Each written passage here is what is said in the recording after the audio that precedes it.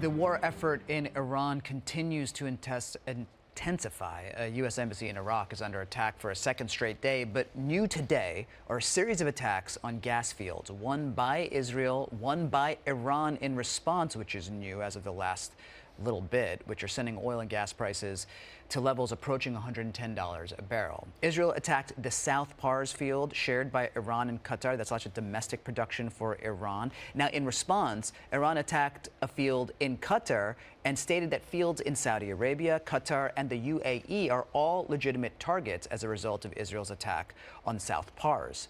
It represents an expansion of the war and could cripple not just Iran's domestic energy, but also Qatar's economy, and the region is destabilized increasingly. Oil prices reflecting all of this. Angie Gonzalez brings us the latest.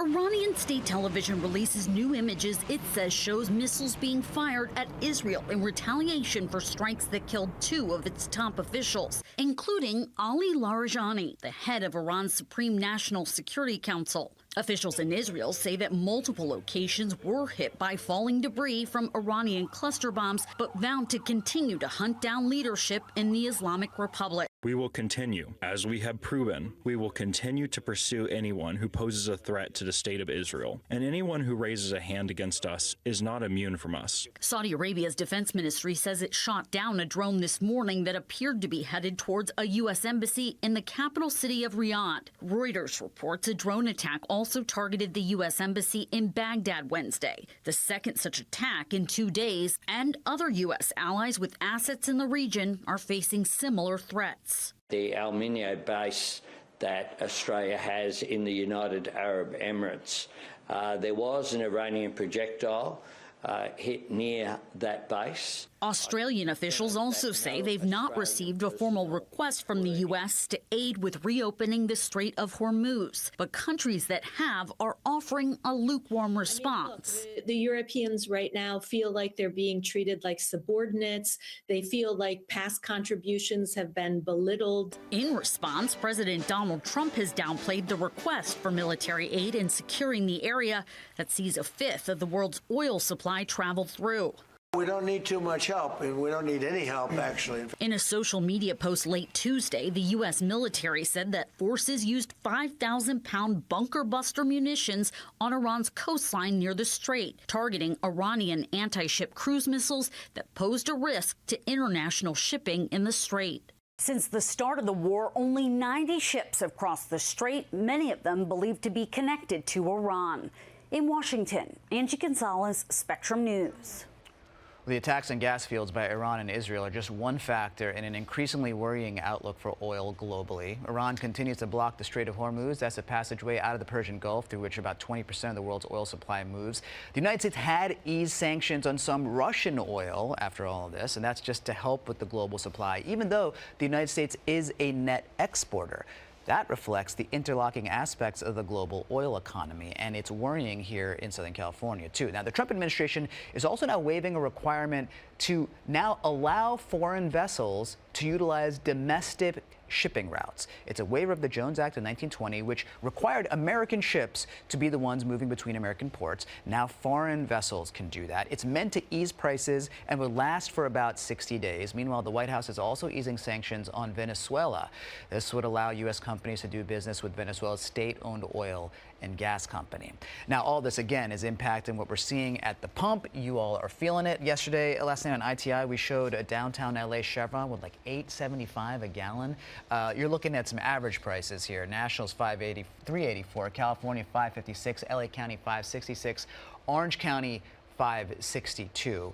Obviously, California is above national average. There's lots of reasons for that. One of them is the California gas tax. It's a bigger conversation with suspending that gas tax. In fact, State Senator Tony Strickland spoke to the Senate Environmental Committee about his proposal, Senate Bill 1035, to ease gas prices in California. Strickland wants to temporarily suspend the state's gas tax, California's low carbon fuel standards, the LCFS, and the state cap and invest fees for a year. His office is estimating the bill would reduce the price of gas about $1.08 a gallon. But there are concerns because, as Governor Newsom has said, this brings up about $7 to $8 billion of revenue the gas tax does for infrastructure. So if that gas tax is suspended, what happens to that infrastructure? Senator Strickland joined me on Inside the Issues last night. In part, he said you get that $7 or $8 billion to infrastructure from the general fund. That brings up some big budgetary conversations. But I talked to Senator Strickland about the bigger picture on bringing down gas prices in California. Here's what he said.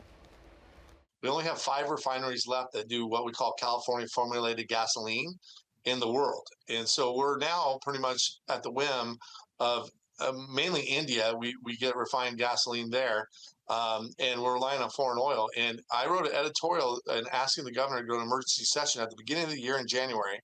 We saw this coming, and I even mentioned there could be a disruption.